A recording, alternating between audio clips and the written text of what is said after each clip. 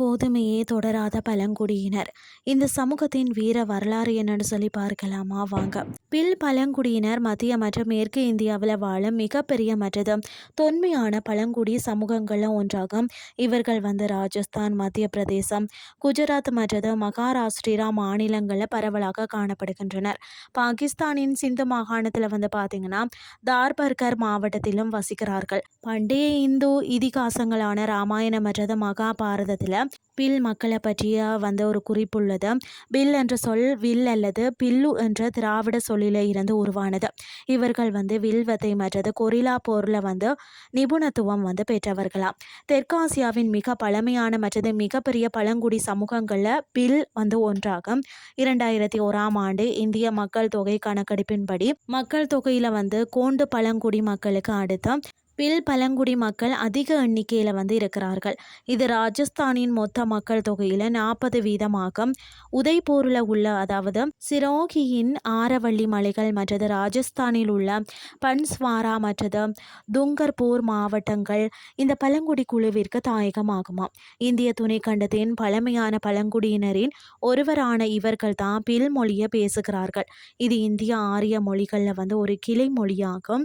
பல பில்ஸ் மக்கள் மராத்தி, குஜராத்தி அல்லது பெங்காலி போன்ற தாங்கள் வசிக்கக்கூடிய பிராந்தியத்தின் ஆதிக்க மொழியை பேசுகிறார்கள்.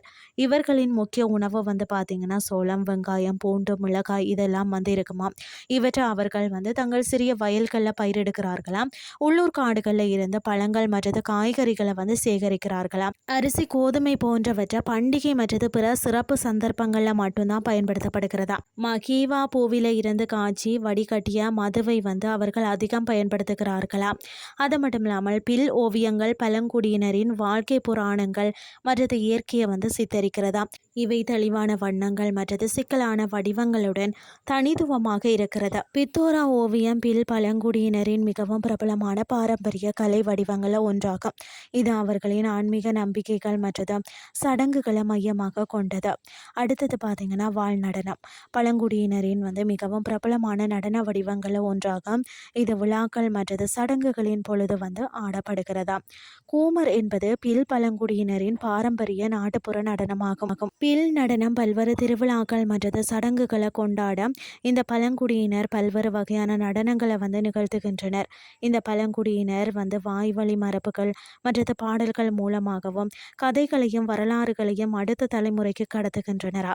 இவர்கள் வன தெய்வங்கள் மற்றது ஆன்மாக்கள் நம்புகிறார்கள். இது அவர்களின் கலை மற்றும் கலாச்சாரத்தில் பிரதிபலிக்கிறது.